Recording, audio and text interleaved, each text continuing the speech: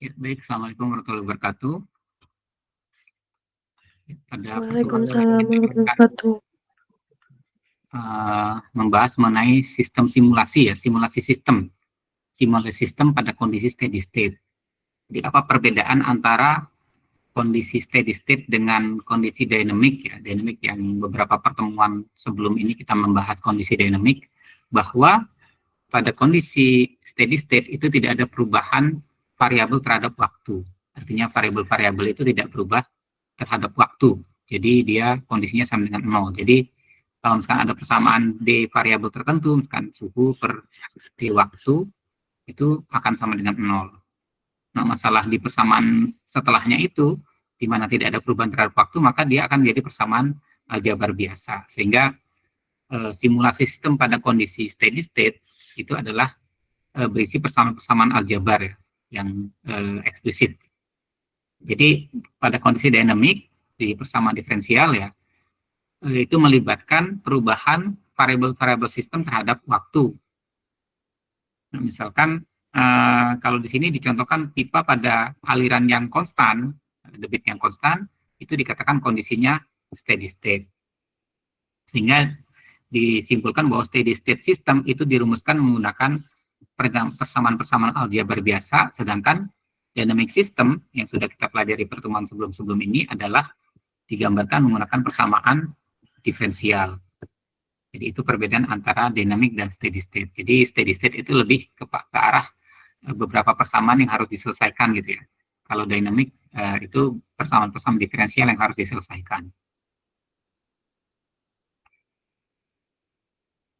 Calculation of operating variables in system operating in steady state.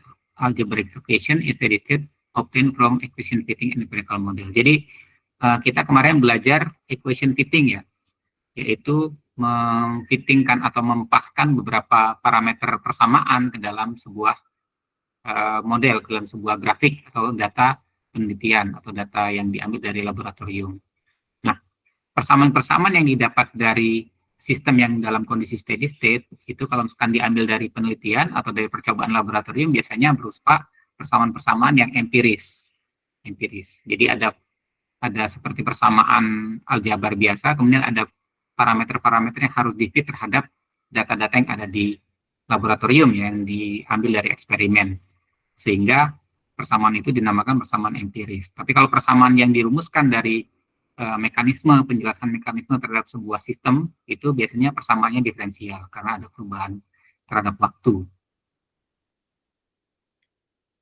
Biasanya simulasi sistem steady state ini adalah intinya adalah mengkalkulasi atau menghitung berapa variabel-variabel yang ada di sistem yang beroperasi pada kondisi steady state. Jadi intinya kalau misalkan menemukan seperti mirip dengan menemukan equation fitting yang menemukan parameter itu menentukan variabel-variabel yang ada dalam persamaan tersebut atau sistem tersebut yang beroperasi pada kondisi steady state.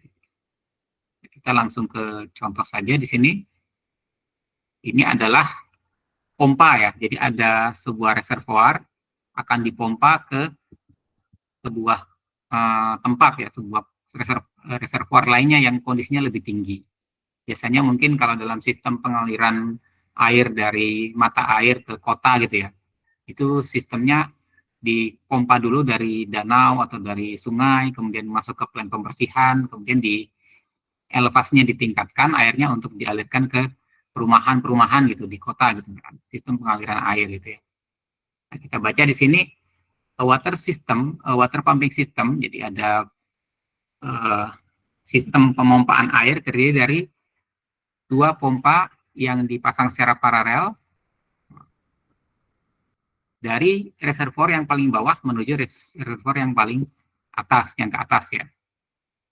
Nah, dari dua kondisi ini, dari pompa ini ada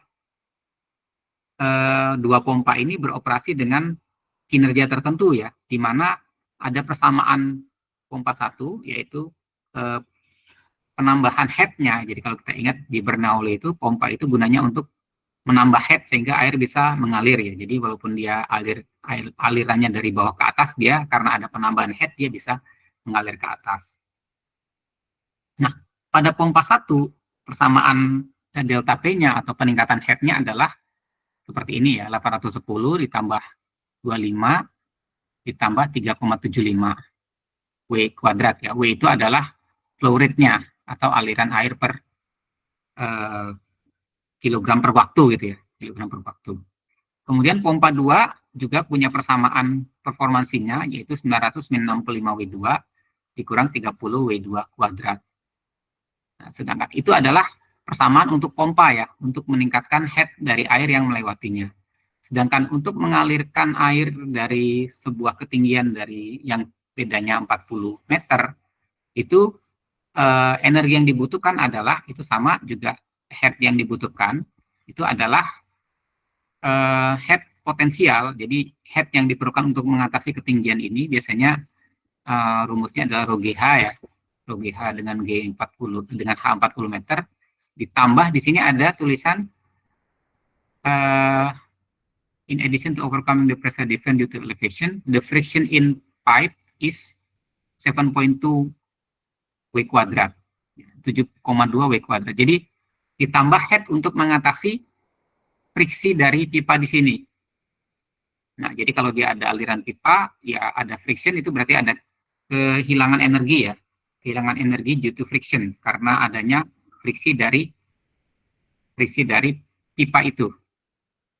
Nah, sedangkan di situ dirumuskan kehilangan energi dari friksi pipa itu adalah 7,2 W kuadrat. Jadi 7,2 W kuadrat. Sehingga delta head yang diperlukan itu adalah rho GH ini tambah 7,2 W kuadrat yang sama dengan delta head pada pompa ini, kedua pompa ini, baik pompa 1 maupun pompa 2.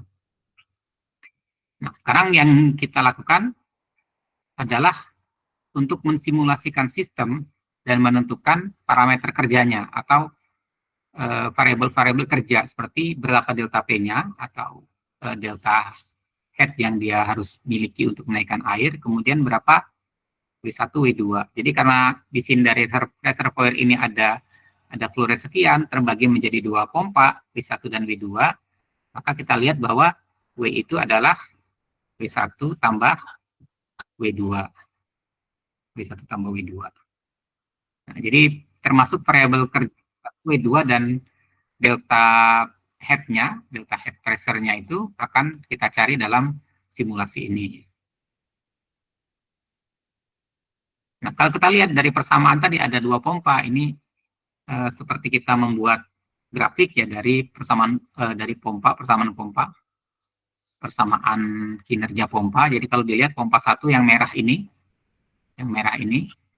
jadi pada saat kondisinya dia 0, berarti dia ada delta head W, tidak ada aliran ya, tidak ada flow rate, dia ada konstanta 810, berarti dia ada menaikkan energi sebanyak 810. Tapi begitu semakin lama flow rate-nya semakin bertambah, energinya untuk menaikkan itu lebih berat lagi ya, sehingga lebih berat, sehingga penambahan head yang diberikan pada air dengan atau fluida dengan flow rate yang lebih besar itu semakin lama semakin menurun energinya gitu. Jadi beda antara ketika flow rate-nya 2, itu head-nya, kenaikan head-nya sebesar ini, mendekati 800, tapi ketika dia 8 atau 8, katakanlah, flow rate-nya sekitar 400 gitu ya. Nah, kinerja pompa ini juga sama pada pompa yang kedua. Pompa yang kedua mirip, tapi dengan persamaan yang berbeda, dengan kinerja pompa yang kurang lebih polanya sama ya. Jadi dengan adanya penambahan flow rate, adanya peningkatan debit itu, head yang bisa diberikan oleh pompa untuk meningkatkan energinya untuk mengalirkan ke atas itu akan lebih sedikit gitu. Seperti itu. Jadi 2 persamaan kita dapat ya. Pertama persamaan pompa, kemudian persamaan head yang sebenarnya diperlukan untuk menangkap atau untuk mengangkat 40 meter ya. Ya tadi sudah kita tulis di sebelah sini. Ya. Yang pertama adalah head karena potensial. Head potensial itu rho GH, ditambah head karena head loss untuk mengatasi gesekan ya. Jadi karena ada gesekan energinya berkurang. Nah, energi yang berkurang itu dikompensasi dengan pemberian head yang kita perlukan di pompa gitu seperti itu. Jadi intinya karena ada pengurangan energi karena gesekan, sehingga kita perlu mengkompensasi head yang kita berikan di pompa itu untuk mengatasi head loss ini. Jadi selain untuk mengatasi perbedaan ketinggian, head potensial, energi untuk mengangkut air, juga kita berikan head untuk mengatasi kehilangan energi karena gesekan. Sehingga didapatlah persamaan yang ketiga itu adalah persamaan yang tadi, rho GH tadi, head untuk potensial ditambah head loss untuk friction ya, untuk mengatasi head loss karena gesekan. Jadi kita punya 3 persamaan di sini. Pertama persamaan pompa 1, kedua persamaan pompa 2, ketiga persamaan untuk energi yang dibutuhkan, yang sebenarnya dibutuhkan. Ini yang dibutuhkan, ini akan bisa diberikan oleh pompa 1 dan pompa 2. Juga persamaan mass balance ya, atau keseimbangan massa yang terjadi karena percabangan dari pemompaan ini ke pompa 1 dan pompa 2. Nah, dengan adanya 3 persamaan ini, kalau kita bisa selesaikan, kita bisa menggunakan metode Newton seperti kemarin ya. Kita gambar dulu information flow-nya. Jadi ada pompa 1, pompa 2. Pompa 1 diberikan delta P. Delta P ini pada pompa 1, pompa 2 juga sama, ada delta P-nya. Yang sama dengan delta P yang digunakan untuk mengangkat dan mengatasi gesekan ya.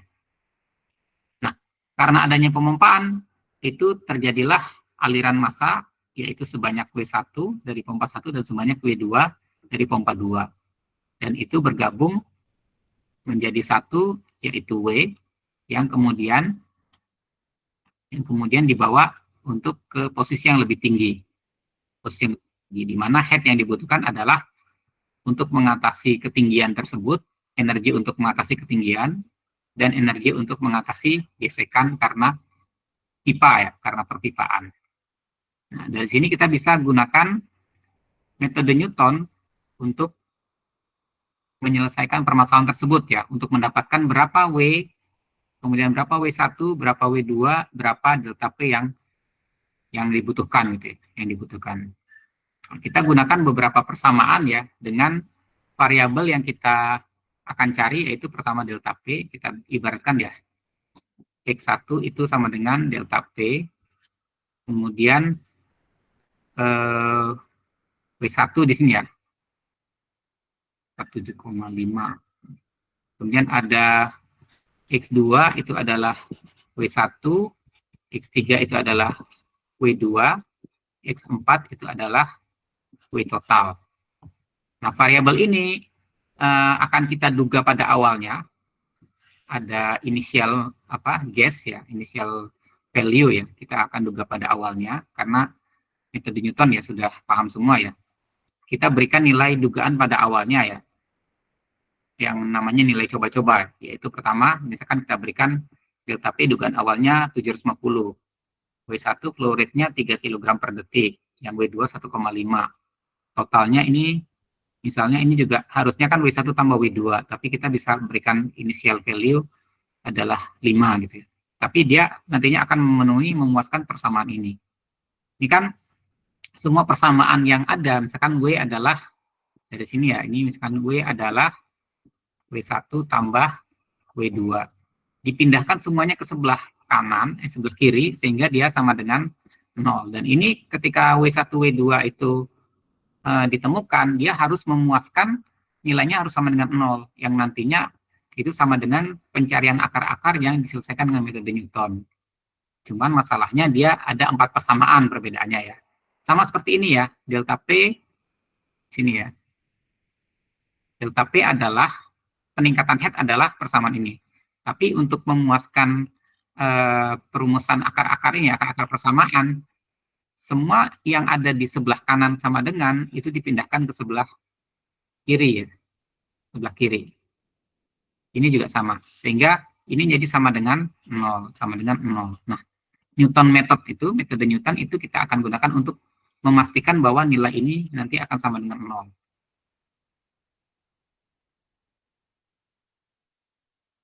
Ya. Jadi semuanya dipindahkan ke sebelah kanan, sebelah kiri, sehingga dia sama dengan 0, sama dengan 0, sama dengan 0. Nah, kalau sudah begitu, kita akan membuat rumusan matriks seperti yang seperti pada umumnya kita gunakan pada metode Newton ya. Kita buat turunan pertamanya ya, turunan pertama terhadap Kalau ini kan kita buat matriks dengan persamaan itu dengan X1, X2-nya ya. Kalau ini 7,2 di sini ya. Di sini ya. Berarti di sini W ya. Yang ini X1 itu adalah W. X1 adalah W. Berarti yang di sini, yang di X1 ini adalah delta W-nya. Yang ini W. Berarti persamaan 1, 7,2 W, yang lainnya, ini turunan terhadap persamaan 1 ya. Turunan terhadap persamaan pertama. Kemudian turunan terhadap persamaan kedua, kita lihat di sini di 47,75 ya. Kita harus tentukan dulu ya, di sini X1, X2-nya yang mana ya. Nah, kita lihat tabel ini coba. Lihat tabel ini. Kalau kita turunkan terhadap delta P, ini berarti delta X1 mungkin ya. Kita turunkan terhadap delta P, maka turunan terhadap F1, turunan persamaan pertama terhadap delta P itu 1, kemudian terhadap W itu karena tidak mengandung T, berarti 0, 0. Nah, yang terakhir ini, turunan terhadap W, dia berarti 14,4 ya. Bisa dipahami nggak ini? Enggak, ini ya. Enggak bingung mungkin. Oke. Jadi intinya seperti ini ya. Saya akan menurunkan persamaan F1 sampai F4, tapi terhadap delta P, W, W1, dan W2.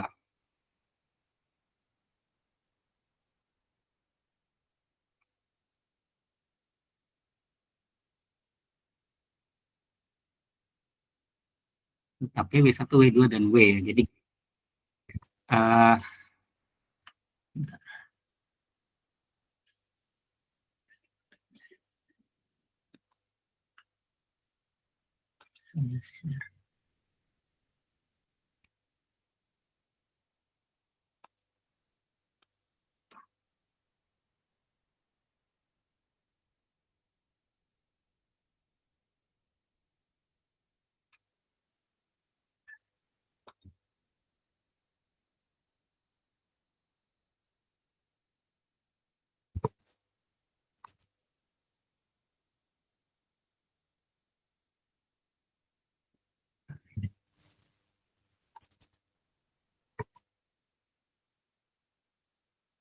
saya punya 4 persamaan ya misalkan ya.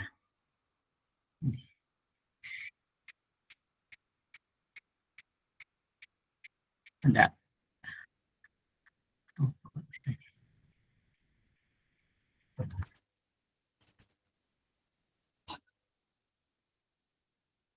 Tes.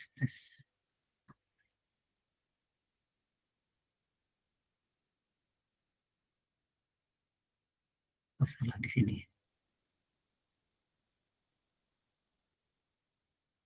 Punya 4 persamaan. Ada F1, susah nulisnya. F2, kemudian di sini ada F3, dan F4. Ada 4 persamaan. Kemudian saya juga punya 4 variabel. Pertama delta P, kedua W1, kedua W2, dan ketiga W total. Nah, masing-masing persamaan ini akan diturunkan terhadap 4 variabel ini. 4 variabel ini. Jadi, misalkan DF1 per delta DP, delta P ya. Kemudian ada DF1 per delta W1. Kemudian ada DF1 per delta W2. Kemudian DF1 per delta W. Sementara ini akan menjadi matriks sebelah ini. Kemudian di sebelah sininya adalah variabel-variabelnya. Karena nanti ada delta P-nya, kita misalkan ini X1 ya. Jadi delta X1, jadi delta P sebenarnya. Delta X2, delta X3, delta X4. Karena yang kita misalkan ya, misalkan yang ini adalah X1, ini adalah X2, ini adalah X3, ini adalah X4. Nah, persamaan F1, kita punya turunan-turunan ini dan variabel-variabel ini yang nanti harus dalam simulasi Newton nanti, metode Newton, harus nanti bernilai 0. Kalau dia belum 0 di sini, maka dia masih harus ada iterasi lagi. Nah, makanya ditulis berapa turunan F1 terhadap delta T, berapa terhadap delta W1, berapa terhadap delta W2. Ini untuk F2 seperti ini, di sini ya, sama kurang lebih. Untuk F3 dan F4. Ya.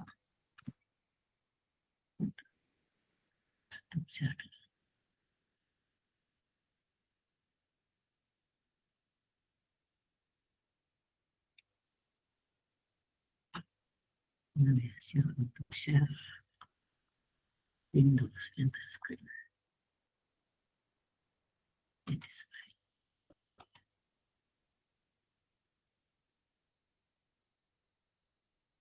Ya, jadi kita gunakan ini ya, misalkan turunan terhadap delta P ya, delta terhadap delta P itu adalah di sini 1, berarti di sini fokusnya 1. Kemudian turunan terhadap W1, turunan terhadap W1 di sini 0 ya, 0 karena persamaan di situ tidak ada komponen W1 misalkan. Di sini ya, persamaan di sini tidak ada komponen W1 berarti 0. Kemudian turunan terhadap W2 itu juga 0 karena di persamaan ini persamaan yang pertama tidak ada komponen W2. Dan terakhir turunan terhadap W itu baru ada nilainya. Turunan terhadap W itu nilainya adalah, karena dia pangkat 2 ya, berarti 2 dikali 7,2, berarti nanti hasilnya adalah 14,4 ya. 14,4 W. Nah, jadi di sini yang turunan ini di bagian terakhir ini ada nilainya ya, ada angkanya, ada rumusnya. Jadi di sini di yang pertama ini 1, 0, 0, ini 72, 72,0 karena dia tadi ada di sini ya, di sini tadi 14,4 tadi ya, 14,4 W dikalikan dengan nilai W inisialnya, nilai W pertamanya. Jadi 14,4 dikali dengan nilai W awalnya adalah 5. 14,4 dikali 5. Jadi 72,2. Nah, begitu selanjutnya dengan persamaan yang kedua. Persamaan yang kedua itu ini ya. Pertama diturunkan terhadap delta P, berarti 1. 1. Koefisien 1. Kemudian diturunkan terhadap W1. Di sini 0 diturunkan terhadap W1, berarti ini ada 25 ditambah 37,5 kali 2 W1. Nah, jadi ini sebuah persamaan ya, 25 ditambah 7,5 W1. W1-nya dimasukkan nilai dugaan awal, yaitu 3. Maka di sini untuk W1, turunan terhadap W1 nilainya 47,5. Turunan terhadap W2 tidak ada, 0, karena di sini tidak ada komponen W2. Kemudian juga turunan terhadap W juga tidak ada, 0, karena di sini komponen yang W tidak ada juga. Kemudian persamaan yang ketiga, turunan terhadap P dia 1, turunan terhadap W1 dia 0. Turunan terhadap P dia 1, turunan terhadap W1 dia 0, turunan terhadap W2 itu berarti kita turunkan persamaan ini ya, 65 ditambah 60 W2, turunan pertamanya. Kemudian masukkan nilai W2 yang dugaan awal, 1,5. Jadi ketemunya 155. Kemudian turunan terhadap W, itu karena tidak ada komponen W di sini, jadi menjadi 0. Nah, sekarang persamaan yang terakhir, turunan terhadap P tidak ada, 0. Turunan terhadap W1, ini berarti min 1. Turunan terhadap W2 min 1. Turunan terhadap W 1. Jadi 0, min 1, min 1, 1. Nah, dapatlah kita bentuk matriks awal ini. Bentuk matriks awal ketika dimasukkan nilainya menjadi seperti ini. Nah, iterasi itu akan digunakan untuk mendapatkan nilai ini sama dengan 0. Karena teoritisnya ketika persamaan tadi dimasukkan seperti ini, dipindah-pindahkan, itu nilainya harusnya semuanya 0. Nah, dengan metode Newton, dari penyelesaian matriks ini didapatlah delta X ya. Dapatlah vektor delta X. Delta X ditambahkan dengan delta X sebelumnya. Nah, delta X1, ada delta X2, delta X3, dan delta X4. Ketika ditambahkan dengan delta X sebelumnya, maka akan mendapatkan nilai koreksi yang baru gitu. Koreksi yang baru. Jadi, dapatnya delta P 350, kemudian dapat W1, dapat W2, dan dapat W gitu ya. Nah, kalau kita masukkan nilai ini lagi menjadi nilai untuk iterasi ya, dugaan berikutnya, maka apakah vektor yang ada di sebelah tanda sama dengan ini akan bernilai 0? Kalau dia belum bernilai 0, berarti iterasi masih akan dilanjutkan sampai dia nilai di sini semua bernilainya 0. Jadi, iterasi tersebut ya metode Newton yang sudah kita pelajari ingin mendapatkan nilai ini sama dengan 0 dengan iterasi. Dan mengupdate nilai baik X1, X2, X3, dan X4, yaitu delta P, W1, W2, dan W. Ini delta P-nya di sini ya, kemudian W1, W2. Kemudian di sini dikatakan the values of the variables return to step 3 for next iteration. Jadi kalau belum 0, dia kembali ke step 3 tadi. Step 3 untuk step 3 mana ya? Step 3 ini ya, untuk apa namanya? Untuk mengupdate nilai delta X 1 sampai delta X4. Nah, di sini diberitahukan setelah 3 kali iterasi ya, setelah 3 kali iterasi ini menggunakan program komputer. Setelah 3 kali iterasi didapatkan bahwa ini iterasi pertama misalkan F4-nya sudah 0. Ini dapat nilai delta P, W1, W2, dan W. Iterasi kedua, ini tapi belum 0 gitu ya, tapi mendekati. Nah, begitu iterasi ketiga, dia sudah F1 sampai F4-nya itu bernilai 0. Artinya, nilai delta P dan W1, W2, dan W ini, itu sudah betul adalah nilai yang menjadi parameter sistem kerja ini. Parameter sistem simulasi ini. Jadi, sistem ini bekerja pada nilai-nilai ini ya. Nilai-nilai ini. Artinya, ketika saat memompa, delta P-nya adalah 650,49. Jadi, di sistem ini, delta P yang digunakan untuk memompa air dari reservoir bawah ke reservoir atas ini adalah 650, sekian tadi. Kemudian W1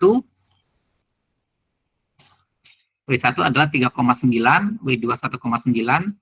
Ini sepertinya 4 tambah 2 ya, 6 ya, 5,9 ya. Jadi katakanlah 4, 2, dan 6. Jadi W1-nya beroperasi pada debit 4 kg per detik, atau di sini 2 kg per detik, sehingga total W-nya adalah 6.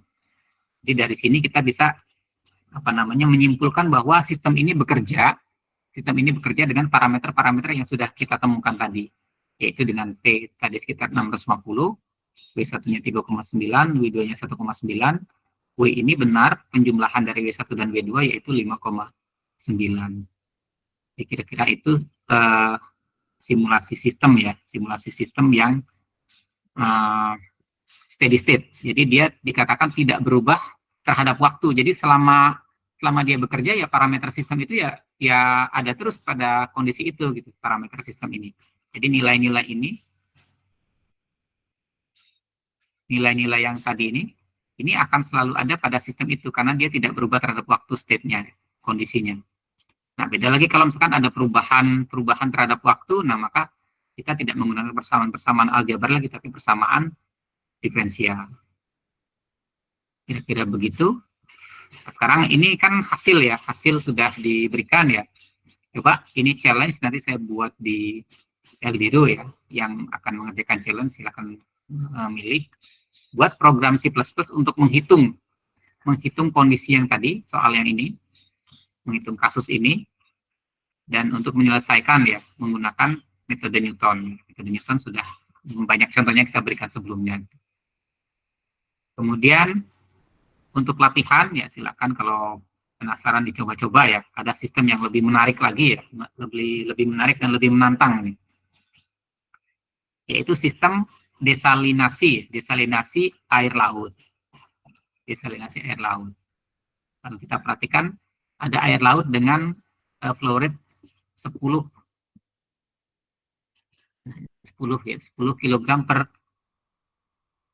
per detik. Kemudian air laut ini masuk dengan suhu 15 derajat. Di soal ini ya. Masuk dengan suhu 15 derajat. Kemudian ini ketika dia air laut ini masuk ke sini, ini kondisinya dingin ya. Kondisinya dingin. Nah, dingin ini juga nanti dimanfaatkan oleh uap yang ada di sini untuk mengubah fase uap ini menjadi air. Ini pada fase keempat ya, pada step keempat. Nah, air di sini karena kena uap di sini, uap panas itu, dia akan meningkatkan suhunya dari 15 menjadi suhu tertentu, yaitu T2 katakanlah, karena pada poin 2 T2. Setelah suhunya naik, di kondisi ini bisa untuk menghemat pemanasan ya. Kalau misalkan tidak dipanaskan di sini, semua pemanasan akan menjadi beban heat exchanger yang ini. Sehingga diperlukan energi, karena ini heat exchanger ini atau penukar panas ini memerlukan bahan bakar dari luar ya, bahkan untuk menghembuskan steam atau uap dengan suhu 150 derajat, berarti dia harus kan memanaskan air gitu ya. Kan ini ada boiler, ini ada dipanaskan airnya dengan gas misalkan ya, kemudian steamnya masuk ke sini ya, untuk memanaskan air laut yang ada di sini. Nah, kalau dia tidak ada pemanasan di sini, pemanasan awal, maka sebuah beban pemanasan di air laut ini akan menjadi beban steam ini, heat exchanger yang kedua. Tapi di sini untuk menangkap energi panas yang sudah muncul dari uap ini, maka dia digunakan pemanasan awal. Sehingga dipanaskan sedikit, kemudian dipanaskan lagi dengan heat exchanger ini, dengan steam. Jadi air laut yang masuk dihembuskan dengan pipa steam ya, dimasukkan dalam steam. Kemudian dia masuk menjadi air yang panas. Jadi di sini diceritakan di poin 3, where is heated but it is still in a liquid state at point 3 ya, di poin 3. Jadi pada poin ketiga itu dia tidak terjadi perubahan fase. Jadi walaupun dipanaskan oleh steam, jadi belum ada perubahan fase menjadi uap di sini. Nah, barulah ketika di sini dituliskan in passing through float valve, yaitu ini, pada float valve ini, the pressure drops and some of the liquid flashes into vapor. Jadi tekanannya turun dan beberapa liquid itu menjadi vapor, which is the vapor that condenses as fresh water. Nah, jadi vapor yang ke atas ini itu mengembun sebagai air yang sudah terdestilasi, ya didinginkan oleh tidak lain tidak bukan air laut yang baru masuk tadi. Jadi heat exchanger pertama ini, kondisi ini bertugas yang pertama untuk memanaskan air laut yang baru masuk atau mengkondensasi uap yang muncul dari float valve ini. Nah, yang terkondensasi sebagai air murni. Jadi tadinya air salin atau air yang mengandung kadar garam, begitu dia teruapkan kemudian didinginkan, dia terkondensasi sebagai air murni. Sisanya yang tidak teruapkan itu akan menjadi air waste atau air dengan kadar garam dengan konsentrasi tinggi karena sudah ya, dengan dengan penguapan tadi. Jadi yang penguap air murni, jadi air yang ada di sisanya itu lebih sedikit, tapi kadar garamnya tidak menghilang. Jadi dia menjadi waste. Jadi dari instalasi destilasi air tadi, desalinasi air laut tadi, muncullah produk berupa air murni ya, dan yang satunya lagi air limbah dengan konsentrasi garam yang tinggi. Nah, ini sebuah proses yang dinamakan desalinasi ya, dengan dua penukar panas di sini, ada heat exchanger 1 dan heat exchanger 2. Nah, jadi kalau kita lihat apa persamaan yang terlibat, nah, barangkali nanti bisa direview lagi apa namanya pelajaran-pelajaran di termodinamika atau pindah panasnya ya. Misalkan untuk untuk heat exchanger 1 ya yang di sini ya.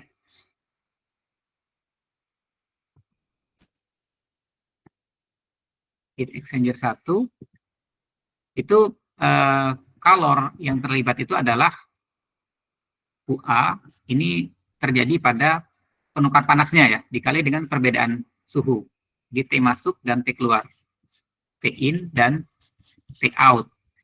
T in-nya mana? T in-nya adalah yang 15 ini, yang 15 masuk, atau T out dikurang T in ya, karena ketika keluar itu dia panasnya bertambah, berarti dia T2, T pada poin 2 ini, dikurang dengan T in, yaitu yang nilainya 15. UA-nya nanti ibaratnya sudah diketahui ya, sudah diketahui. Kemudian pada heat exchanger 2 itu sama, kalor yang terlibat di sini adalah UA dikali dengan T2 atau karena dia dipanaskan ya, berarti T3 dulu, T3 dikurang T2. UA-nya nanti karena ini bukan soal yang ada angkanya ya, ini kita disuruh menyusun persamaan. UA2 itu ada nilainya, misalkan lah ya, ada nilainya masuk ke sini. Nah, kemudian juga di sini nanti ada persamaan yang melibatkan entalpi. Di sini ada entalpi yang merupakan fungsi dari temperatur pada saat fluid, dan entalpi gas yang di sini ya, yaitu yang melibatkan temperatur apa entalpi pada saat fasenya menjadi gas. Kemudian di sini diceritakan bahwa sistem beroperasi pada saat T4, T5, T6 itu sama gitu. Ini T ini maksudnya suhu ya, bukan T kecil ya, harusnya T besar ini. Kalau T besar baru kelihatan suhu. Jadi T4, T5, T6 ini suhunya nanti sama. Jadi dia misalkan uapnya misalkan 70 derajat. 70 derajat ketika keluar sebagai fresh water juga 70 derajat. Karena proses kondensasi itu hanya merubah uap menjadi air, tidak merubah suhu atau tidak menurunkan suhu. Tapi yang terjadi di air laut yang masuk adalah suhunya bertambah karena adanya pemanasan di uap. Nah, di sini dikatakan setup information flow diagram seperti yang tadi ini ya. Information flow diagram itu mirip yang begini. Ya ini. Information flow diagram. Kemudian kita gunakan untuk successive simulation. Kita gunakan untuk Newton ya. Bukan ini untuk Newton simulation yang mengindikasikan persamaan-persamaan yang bisa diterapkan pada setiap blok dari information flow diagram tadi. Nah, jadi variabel yang akan digunakan yang pertama suhu ya, suhu T2, T3 berarti T pada kondisi ini, T2 pada kondisi setelah dipanaskan. Kemudian ada H3, di sini ada entalpi, H3 di sini yang merupakan fungsi dari temperatur T3 ini ya. Kemudian ada H4 di sini, entalpi H4, kemudian entalpi fluid pada kondisi 4 dan entalpi gas pada kondisi 4 ini ya. Kondisi 4 ini ya. Kemudian ada W5 dan X4. W5 itu adalah fraksi dari air. Kalau air tadi W-nya 10 kg, berarti X4 itu adalah fraksinya. Misalkan 20% atau 30% ya. 30% dari W itu adalah W yang masuk pada W5. Jadi 30% dari air yang ada di sini setelah masuk fluid valve ini akan menguap menjadi uap gitu ya, katakanlah. Jadi ada namanya X4 yaitu fraksinya. X4 adalah fraksi vapor atau vapor pada poin 4. Nah, kemudian Q adalah rate of heat transfer at freshwater condenser. Jadi Q itu adalah yang ini, yang terjadi pada kondenser ini, pada kondisi ini. Jadi heat transfer di sini adalah persamanya adalah Q. Nah, jadi ada beberapa variabel yang terlibat. Nah, kita cari seminimal mungkin variabel terlibat dan persamaannya harus sama dengan variabel tersebut seperti ini ya. Ada 4 variabel, kita punya 4 persamaan, sehingga ini bisa diselesaikan dengan mudah ya, dengan menggunakan metode matriks 4 variabel 4 persamaan itu bisa diselesaikan. Tapi kalau 4 variabel, 3 persamaan itu tidak bisa diselesaikan. Nah, nanti dibuat apa namanya penurunan rumusnya seperti ini ya, penurunan matriksnya seperti yang tadi saya tunjukkan. Ini ya. Jadi setiap persamaan itu diturunkan terhadap variabel yang digunakan gitu ya. Menjadi baris pertama, dan ini jadi kolom variabelnya. Kemudian persamaan kedua juga diturunkan, dan ini menjadi harus nol gitu ya. Iterasi yang kita lakukan pada metode Newton ingin mengakibatkan bahwa yang bagian akhir ini adalah nol. Kalau belum nol berarti dia iterasinya masih harus dilanjutkan. Nah, ini untuk latihan, silakan dicoba-coba ya. Kalau yang ini akan saya jadikan challenge, silakan kalau misalkan ingin mengerjakan ini, silakan dimasukkan apa namanya, masuk grup untuk ingin mengerjakan gitu, nanti di submit pekerjaannya untuk dinilai. Nah, ada satu lagi yang perlu digarisbawahi, ini untuk heat exchanger pada saat condensing ya, ini menyesuaikan dengan persamaan 5-10. Ini persamaan 5-10 saya pastekan di sini ya. T outputnya, T output di sini itu adalah T input di sini ditambah TC dikurang TI. Ini misalkan ini condensing ya, berarti dia didinginkan ya, atau kalau dipanaskan ya berarti T pemanasannya berapa, kalau didinginkan T pendinginannya berapa gitu. Kalau di sini kan T pendinginannya berapa? T pendinginannya dia harusnya konstan ya. Dia kalau di sini T pemanasan ya, kita anggapnya T pemanasan untuk air ini. Karena suhu yang konstan adalah suhu uap dan liquid. Begitu uap misalkan 80 derajat, ketika menjadi liquid juga sama 80 derajat. Berarti T yang kita gunakan adalah T pemanasan. Misalnya, ini misal ya, ini adalah 80 gitu ya, 80 konstan. Jadi konstan, tidak berubah di pemanasan. Sedangkan yang masuk itu tadi 15 derajat,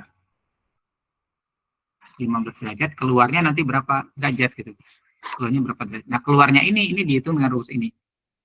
Jadi T konstan, T vapornya berapa, kemudian T inputnya 15, 1 minus E pangkat minus UA dibagi dengan WCP. W itu adalah tadi 10 kg per second, CP itu adalah kapasitas panas dari air gitu ya.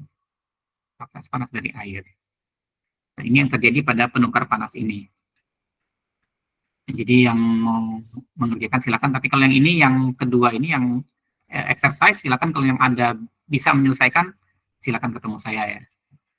Bisa mengerjakan, silakan ketemu saya. Menyusun persamaan hingga ini.